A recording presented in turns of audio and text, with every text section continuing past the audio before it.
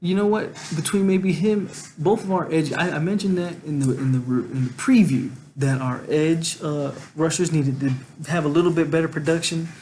I like what I had saw from Janoris the last game in Louisville. I mentioned Amari Gainer in the previous video, and proved to be correct on that. Janoris had a big game, and not only did he have a big game, he was, for his size, he's 6'5", he's probably like 270 or something. He played extremely well. I thought he dominated at the point of attack. And quite frankly, he got a bogus ejection at the end of the game. I don't know how else a 6'5", 275-pound DN is supposed to tackle a quarterback. That's 6 foot. I don't feel like he didn't lunge with his helmet. I don't even feel like he led with the helmet. I just feel like, how else is a guy that big supposed to tackle a 6 foot, 190-pound quarterback?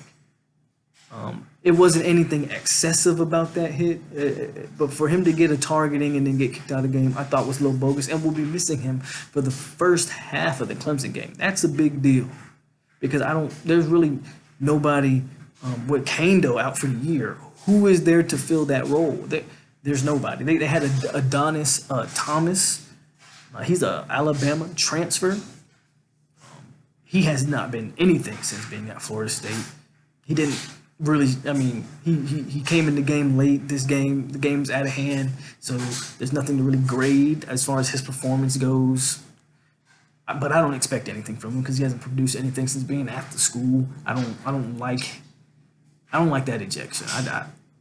Hopefully we can get, they'll probably go with Adonis to be safe because he's like a fifth-year senior or something. He's like I said, he transferred from Alabama. He's been on this. I feel like he's been at the school for like three years already. So he's a 4-year, 5-year guy.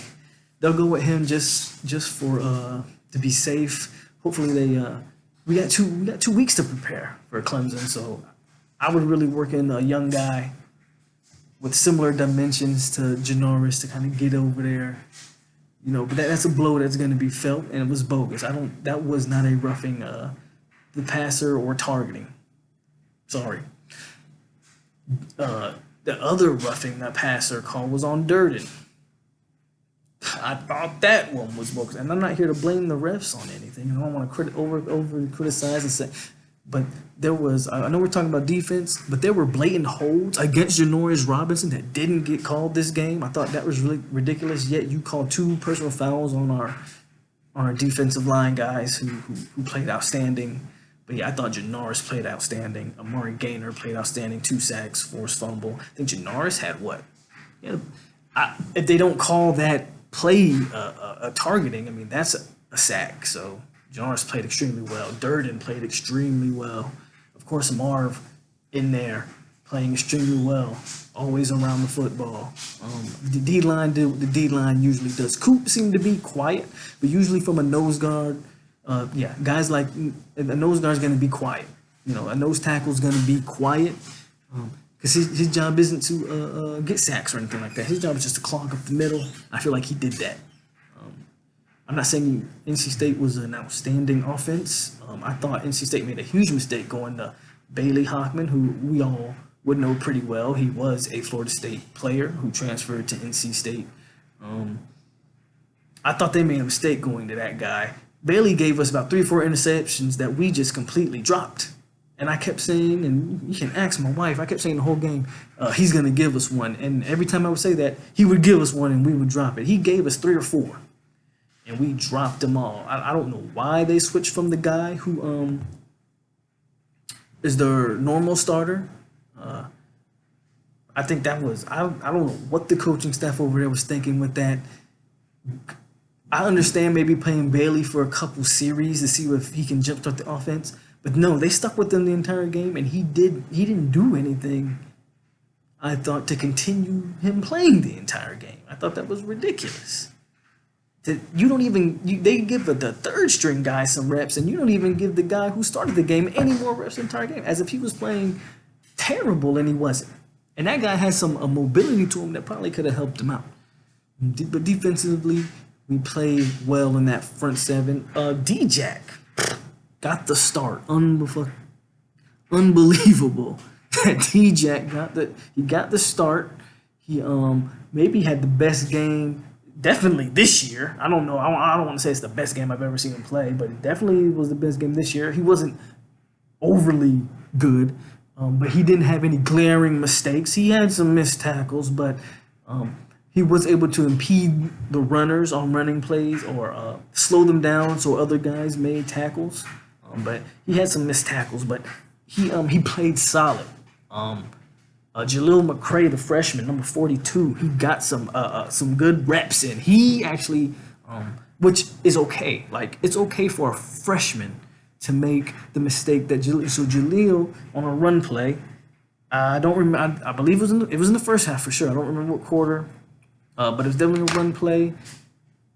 The hole opens up, and Jaleel doesn't go in the hole for whatever reason. He takes on the block, and the guy just goes straight past him up the hole.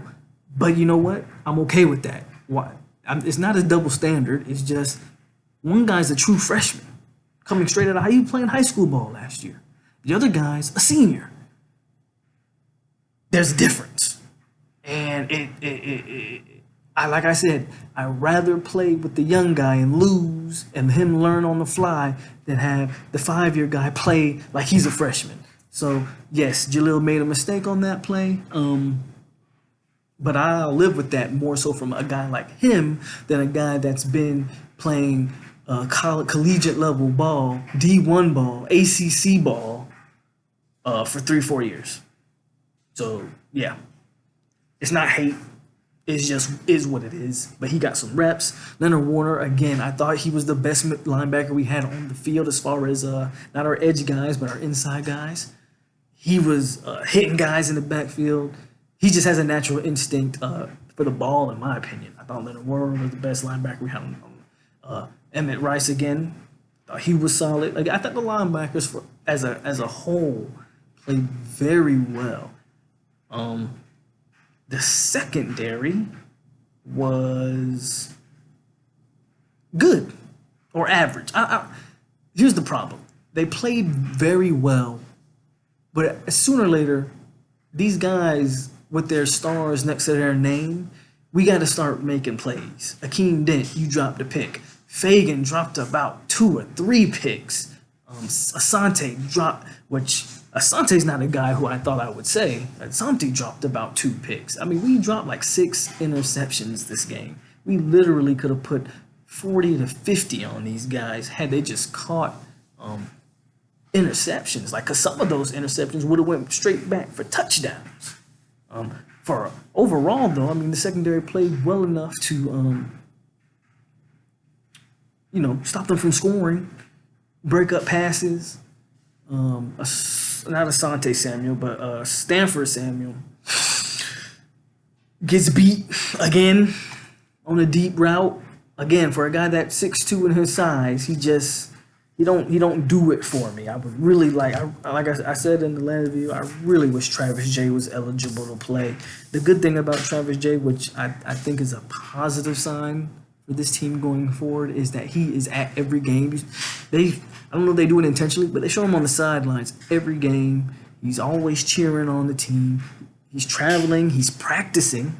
So that tells me he's in school and enrolled. So he qualified at the school. I just think they got to clear up that one class. Hopefully, he'll probably redshirt this year. You know, the new NCAA rule is you can still play in 4 games at redshirt, which is a great rule. So I don't know how much we'll really see of Travis J. But that's a guy who I think would take Stanford Samuel's spot right now. And that's what I'm even seeing this guy play college football. I'm tired of seeing Stanford Samuel. I thought Levante Taylor played his best game of the year, showing some 5-star talent. I thought, who else? Did anybody else kind of stand out? I don't think too many other people stand out. I think I kind of named everybody defensively. Again, we got some bogus penalties on us defensively. And then one thing I noticed about FSU opponents this season, and really last season, you can't tell me these teams are going through an entire game and nobody's holding Marvin Wilson. I saw for a fact George Robinson be held and no call. For whatever reason, they're not calling holds against, I don't know, the best D tackle in the country. And I don't want to say they're the best D line in the country because they're not. I mean, they've improved drastically. That's what I need to touch on. But, you can't tell me guys aren't holding Corey Durden and Marvin Wilson on a game-to-game basis. Come on. We can't get any holds. It's kind of ridiculous, refs. They really need to get it together. Jim Leavitt is looking like the hire of the year. I mentioned it in my previous video. I said I would do a video on the Jim Leavitt, Harlan Barnett. That video is coming. I will definitely do that. You can't tell me Jim Leavitt's impact hasn't been felt, and you can't tell me Jim Leavitt isn't coaching this defense way more than what is being led on, because we can't. Obviously, he was hired as a game analysis or something like that. Obviously, he wasn't hired in an on-the-field coaching job spot. So FSU has to keep exactly what he's doing under wraps and keep it to what his job. They have to do that as far as this year goes. But anybody who knows anything or anybody with some common sense will tell you right now that when the cameras aren't there, because remember, FSU media only gets a certain part of the practice they're allowed to record, and then they have to leave. That guy's coaching on field these players, because this defense has been totally different the last two games. Point blank period. They've been, linebackers especially, have been way better. The D-line has been dominant these last two games. You can't tell me Jim Leavitt's effect hasn't been felt, and you can't tell me he's not coaching these guys. I don't know how much Harlan Barnett has a say-so in anything right now, because quite frankly, Harlan Barnett wasn't good last year. The team started off terrible this year, only for it to now, all of a sudden, after Jim Leavitt gets hired, be transformed almost. That's not a coincidence. I know for a fact that Jim Leavitt was Coach Taggart's original number one guy. I mean, that was the guy that he had coaching his defense up in Oregon.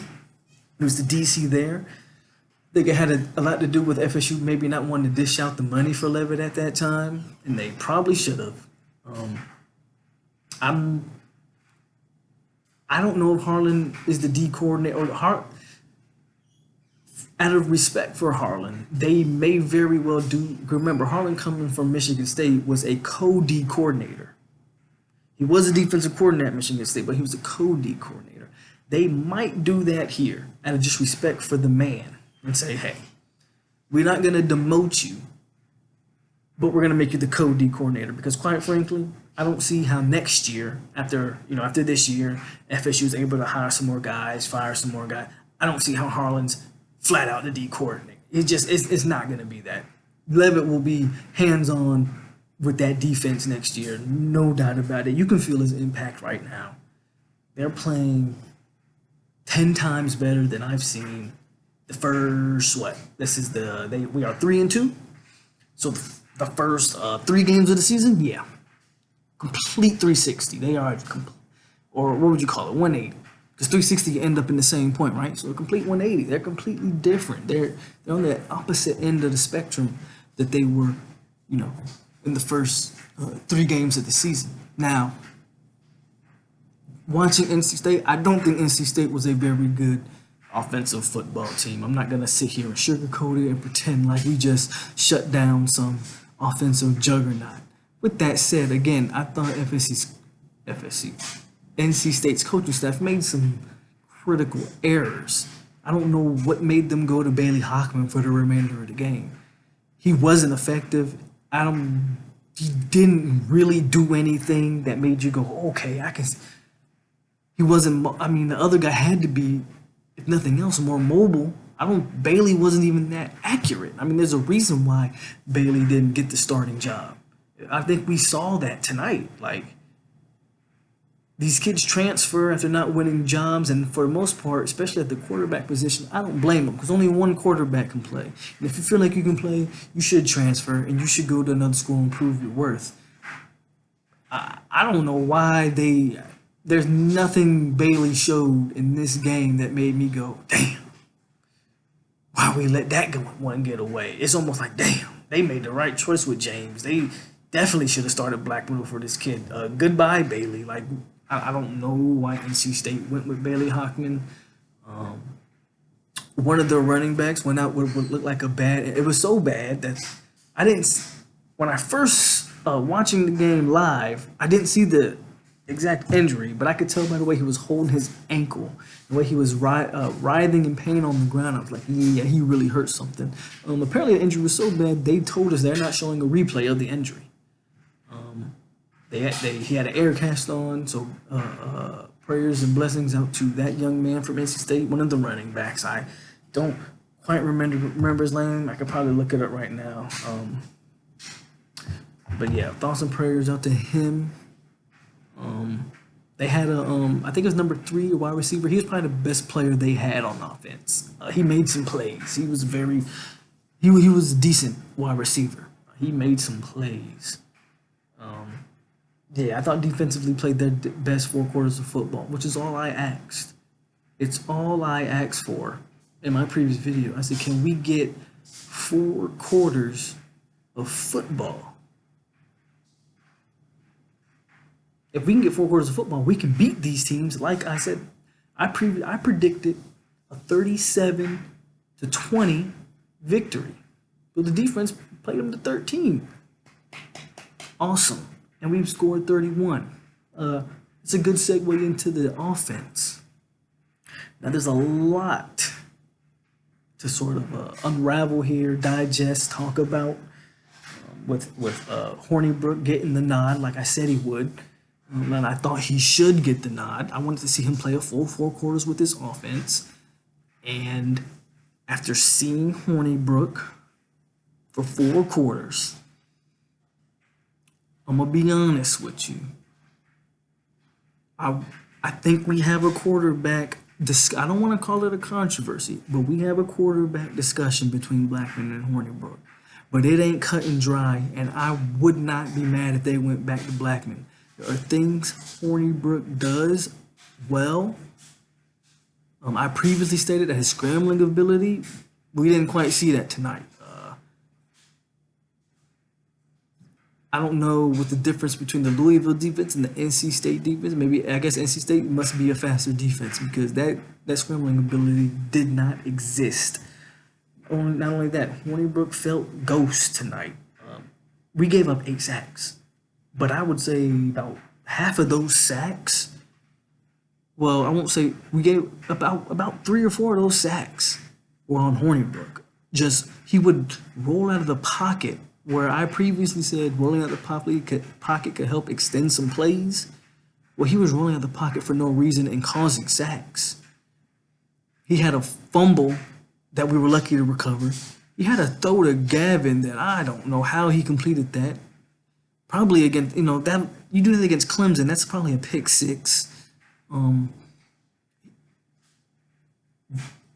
He had some moments where I'm like, ugh. What the heck are you doing? But what he still continued to show, in my opinion, and what he excels at, and if you're gonna go forward with him, is the quick passing game. They start throwing.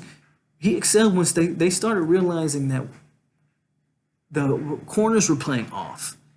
They started throwing quick slants, and he was very good at reading the slant, throwing the slant accurately, getting the ball out quick. I still think he gets the ball out quicker than Blackman. But there's no doubt Blackman has the more physical gifts. He's just more physically talented, the better arm. That was apparent in my opinion. The fact that the NC State didn't respect the deep ball this game at all is one of the reasons why Cam didn't have such a huge game. They bottled Cam up for the most part, except for on a 4th and 1 in the 4th or 3rd quarter. I don't remember off the top of my head, but it was a 4th and 1, and Cam broke a big run. I think that was that the last? No, that was just the second to last touchdown of the game. I think Cam broke that out, but they bottled Cam up for the most part. And one of the reasons they bottled him up was the offensive line decided to have their worst game of the year today. But they also didn't respect the deep ball, and you saw it. We threw one, and it wasn't really a deep ball because we were on the side of our 50. It was about a 30-yard pass to Ontario Wilson. I mean, that would classify, I think, as a deep ball. But let's be honest, at no point did Hornibrook present any pressure to extend or to stretch the field, and it showed in the way NC State called defense. I think they respected the talent at the position, but they lined man up. They gave some cushion, but they lined man up and basically said, Hornibrook, you can't make the throw to beat us. And for the most part, it was deemed true. So we have, I guess you got to look at it, from two different parts. I'm looking at FSU social media, and a lot of people are saying, well, Hornibrook showed a level of consistency that we don't see from Blackman. I agree with that to a certain point, because even when the offense wasn't rolling and that we were stalling in that first half, this was our worst offensive performance of the season as far as the first half goes. Hornibrook still kind of stayed even keel. There were still some plays that I thought he got lucky that weren't turnovers. Just if I'm being frank, I'm not, but he never seemed rattled, or he never seemed like he was pressing the issue, in my opinion. He just simply seemed like he was always trying to make a play. I can live with trying to make a play. For the most part, I can live with that. I think there's a discussion to be had with that, though. I think, because there's no denying, in the first 4 games, Blackman has gotten off to tremendous starts. And one of those reasons is he gets the ball to the guys deep. Terry had a big game with 2 touchdowns, one on a quick slant where he just again, NFL guy, I told you guys, outruns everybody. I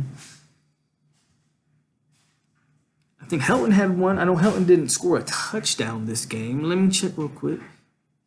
Keyshawn had, I feel like he had some big catches too. I mean, Keyshawn's really good, man. Yeah, Keyshawn had 3 catches for 44 yards. They had a long of 24. I really like Keyshawn Helton, man.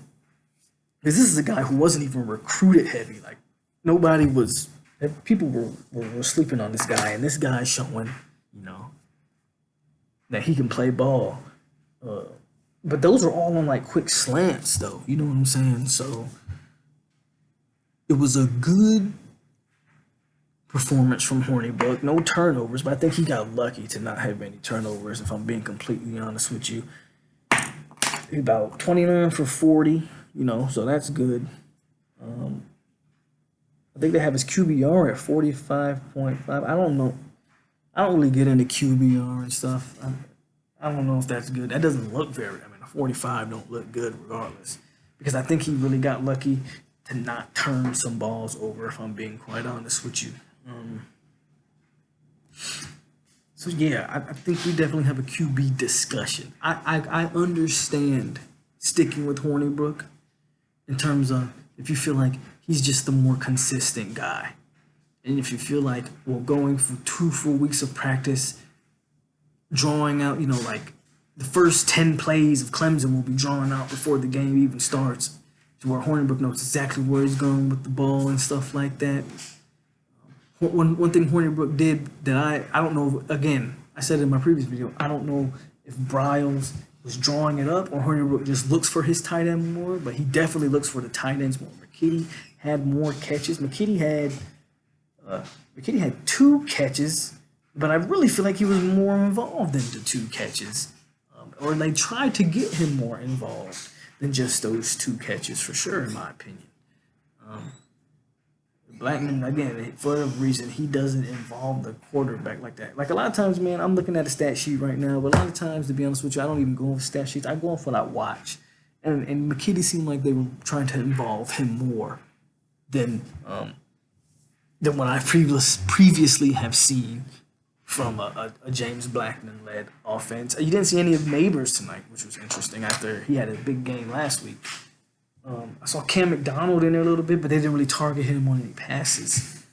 But yeah, we got a discussion as far as the quarterback position goes. I don't know if it's a controversy because, quite frankly, I'm about 50-50 on it, but I'm kind of leaning towards Black, if I'm being quite honest with you, because I think with James Blackman, there's certain things of his game that you have to respect. And I think with his arm, he opens up the entire field where you can almost say, if you're on one hash of the field with Hornibrook, you almost don't have to guard the other side of the field, if we're being quite honest with you.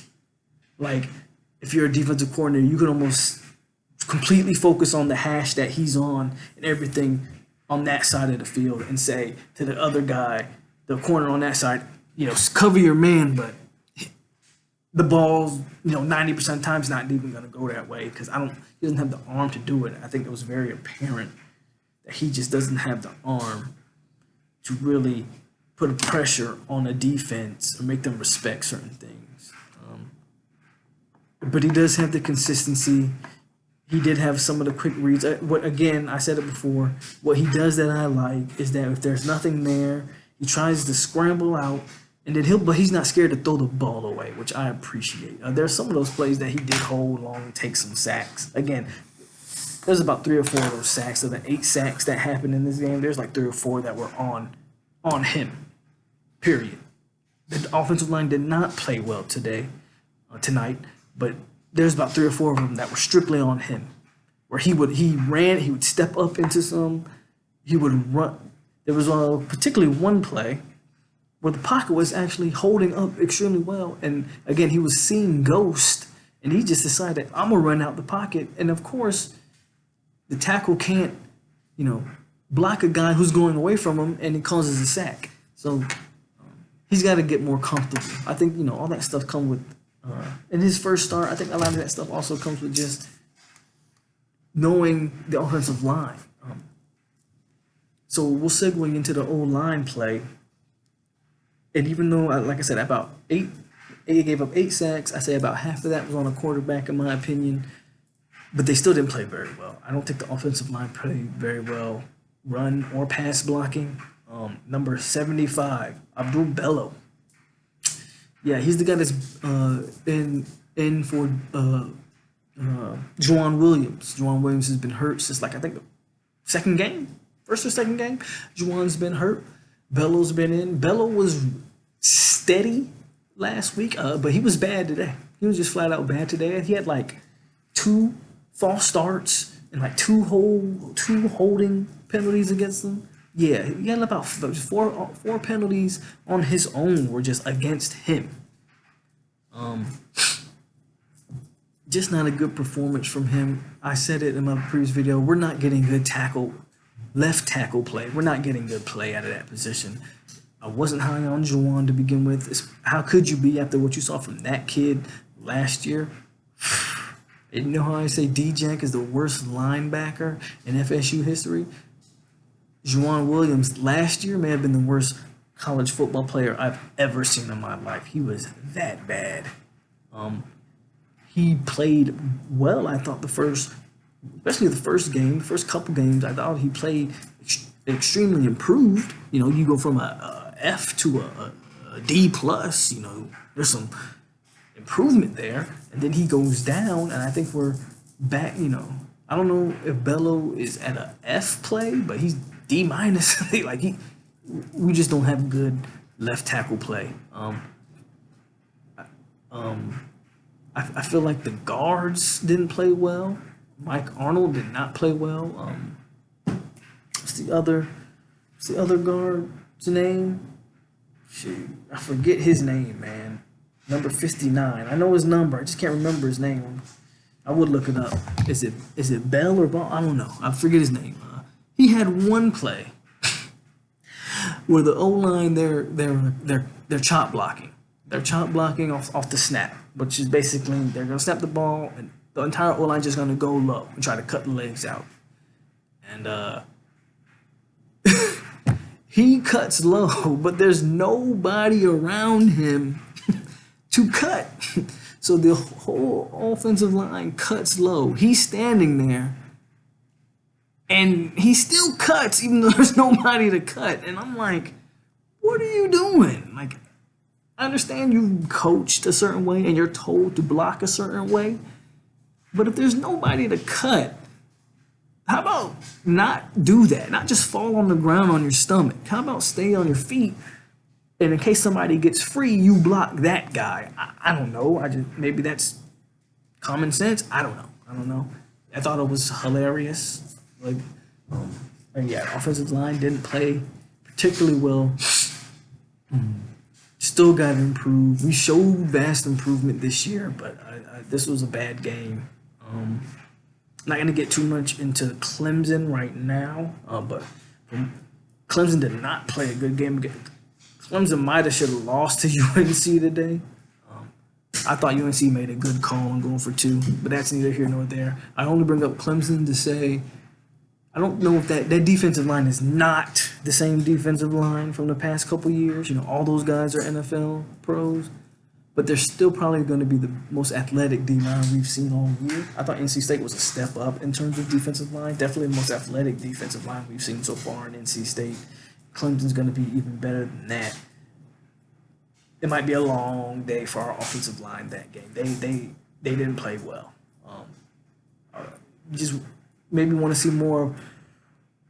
Excuse me, hold on. Maybe want to see more of Donta Lucas going forward instead of Mike Arnold. I believe. I didn't. You know, there were just some bad plays, bad decisions from the line altogether. I think Roberts, the right tackle, has still been the most consistent offensive line player we have so far. I think Bavion had another bad snap this game. I gave him a pass in my last video saying, you know, as a first-time starter, you're going to have those things, but now it's time to stop having those things. Let's start reeling those mistakes in, you know. You got to stop with the bad snaps. But, you know, that's also, he had a new quarterback in there, so. Cam had a solid game, not one of his best games. I think NC State did the best job on Cam so far this year.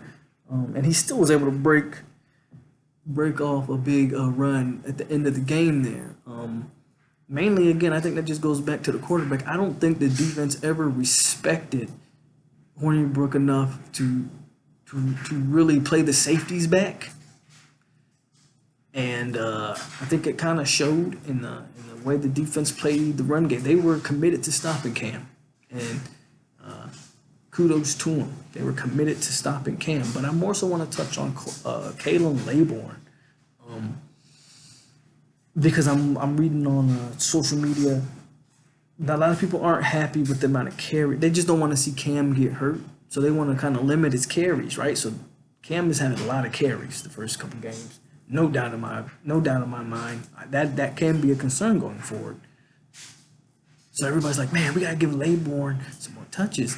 And while I agree, and they looks like they try to implement Laborn more in the game, the problem with Laborn is he is terrible in pass blocking. You can't it limits what you can do with Laborn on the field, because Laborn, the defense knows if Laborn's in the game, they're probably gonna be giving him the ball 9 times out of 10 because he cannot pass block. He is bad at pass blocking, and I think it's one of the reasons why you just don't see him get more snaps. It's one of the reasons why you don't have both of them in the same backfield at the same time. Laborn's got to improve his pass blocking if he wants to get more snaps, and he has to stop thinking he can dance his way to positive yardage every time he touches the ball. Sometimes, man, just get the ball, tuck your head, and run, and get 3 yards. It's better than dancing and running side to side for 15 yards, but you only end up with a yard. You know, Laborn's got a lot to learn. I think he's a guy with immense talent with the ball in his hand. I really do, but I don't think he is a. He's still got to work himself into starting or getting more carries. What else we got? I'm looking here. Yeah, so let's just talk about the overall offensive performance to start the game. We started extremely slow this week. Normally we jump out to these 20 point, 21-0 leads, and we just kind of bogged down. But I think that had, again, I go back to the quarterback. I think it had a lot to do with simply the defense doesn't have to respect the big play. And when you take away the big play from this offense, now you're talking about dinking and dunking and running the ball. When we were able to dink and dunk better later on in the game, but not so much with running the ball early in the game.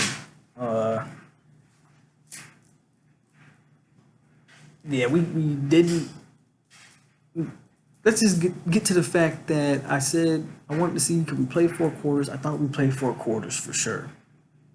What I don't think we did with Hornibrook was jump out to the offensive dominance we've had been showing.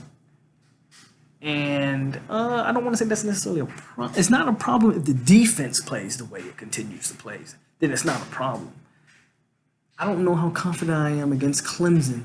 They're going to be able to contain ETN and Lawrence. Again, you saw Lawrence against UNC. Lawrence, to me, is looking like a run-of-the-mill, middle-of-the-pack quarterback. I know as a pro prospect, the kid's 6'5", 6'6". He's got a laser for an arm. I'm not going to deny that. So he checks all the marks as a pro prospect. He's even got some wheels on him. But just as far as his performance this year, he's really hasn't. You know, his receivers have made him look extremely well. I don't know that Trevor Lawrence is the end-all be-all like everybody was claiming this guy to be. Quite frankly, if we're talking about college quarterbacks, there's 3 guys that's playing right now. It's a 3-man race for Heisman, and that's Tua, Hurts, and Fields. But again, it's another conversation. We're talking FSU, NC State, and we're talking about just this offense. I don't know, even with Lawrence, not being the best this year, I don't know if you're still going to hold. I mean, NC State was able to hold them to 21 points. I don't know if we'll be able to, quite frankly.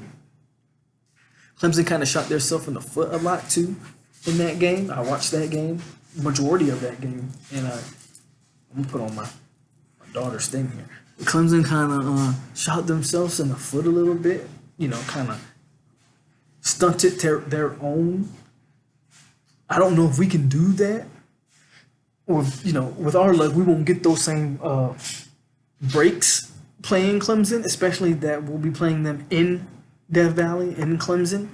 So that offense, we got to put more than, 3 points on the board in the first quarter. We really got to jump off to a better start.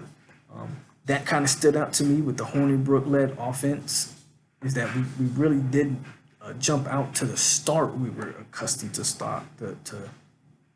to jumping out to. But we did have, a 17-3 lead at halftime or something like that, right? It was a 17-3 or 17-6 lead at halftime. Can I find it? I don't know if I can find. Yeah. So 17-6 lead we were still 17-6 lead, and again, the fact that we were able to stay consistent, we didn't at all give up a lead in this game. We scored in the third. NC State scores in the fourth, and we answered. That was a big thing that I asked for. I said, it's okay. No defense is perfect. You're going to give up plays, but we have to answer, and we did that. I thought, again, we played the best 4 quarters of football we've played all year against this 3-1 NC State team. So we go 3-2, which is awesome. We won 2 games in the ACC. We above 500, going into Clemson with some momentum. We got 2 weeks to prepare for that game. The staff has a big decision. Do we go with James? Do we go with Hornibrook? As of right now, I can't even answer that.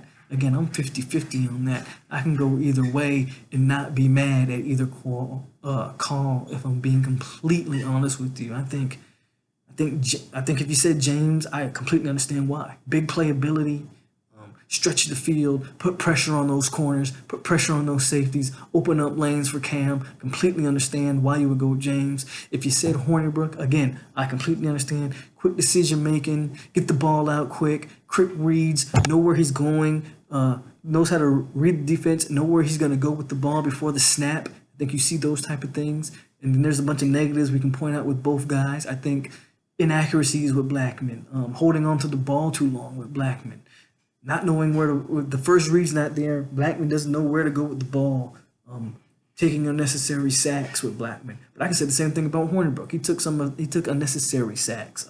He had times where he held the ball too long, even though I think he does a better job with making the decision to either get the ball out, scramble at it with it, or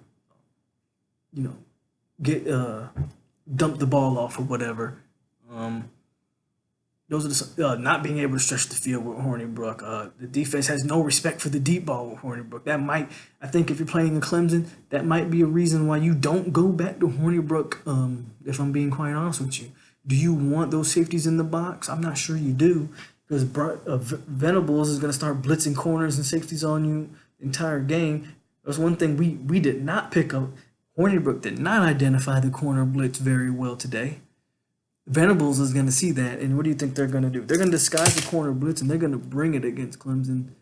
I don't know if James could pick it up any better, if I'm being quite honest with you, but Hornibrook didn't do well at doing that at all. So that's something Hornibrook really got to improve on.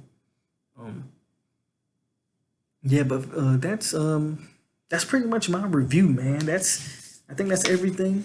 I'm going on 40. I'm on 46 minutes right now, man. Almost going on an hour, so we'll cut this video. We'll cut this video short right now. That was pretty much my in-depth review. I thought, again, that was a great 4 quarters of football by Forsyth. It's the best game we played all season as far as 4 quarters go. I was at no point in this game was I like pissed off. I was happy to see what I was happy with what I saw. I was happy that guys were playing consistent. I was not happy with the amount of INTs we dropped, but those are things that you hope that you get more opportunities. Guys are going to catch those. I mean, Fagan caught one last week against Louisville. How often is he going to drop 2 or 3? Hopefully not very much often. Yeah.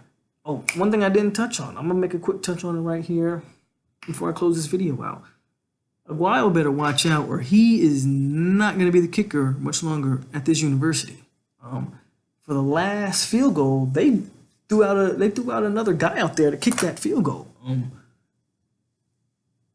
Aguayo better get it together, man. I don't know what the deal is with this guy. He's completely lost confidence in himself. But yeah, he can't kick. His brother was arguably one of the best kickers of all time at FSU, if we're being honest. But Aguayo, so yeah, the backup actually kicked 2 extra points for Florida State in this game. Aguayo missed that one field. He had a 37-yarder, then he missed another. So we could have had 34 points, which could have got me closer to my 37-point prediction. Aguayo better watch out. They got 2 weeks to determine if they're going to continue to play that guy. Aguayo might be playing himself out of a position at this point. He may not be the kicker going forward, and quite frankly, I wouldn't blame the staff for doing that. I think we've already made the change at punter this year. Logan Tyler, I think he had got a DUI, and they basically. I think he's still indefinitely suspended. They basically already have kicked him off. He'll never play again, most likely. And it's the punter that we've had has been more consistent than I think Logan Tyler really ever was. And if Aguayo's not careful, he'll be going the route of Logan Tyler, and he won't be kicking much longer. So yeah, that's something to look at. That's something to look at too, going forward. But yeah, man, I'm going on 50 minutes, man. I'm gonna get out of here. You guys, if you like what you heard tonight, like, comment, subscribe, share it. I'm still here. I'm still gonna make videos regardless. I'm happy with what I'm doing. I'm happy just to have an outlet, for the things and get out my mind, regardless of how many people subscribe or even interact. I got people that do comment. And talk to me, man. I talk football with you guys all day. I appreciate you guys for tuning in like always. If you like it, share it. If you don't like it, who cares? Still leave a thumbs up, man. The more likes, the more people see it, the bigger the community gets, the more we can all talk, converse, and you know, maybe get this thing popping, man. If you love Florida State like I do, you know, please tune in and share my content, man. This is Polk County Known, man, signing out. Unconquered, go Noles, good game. See you guys next time.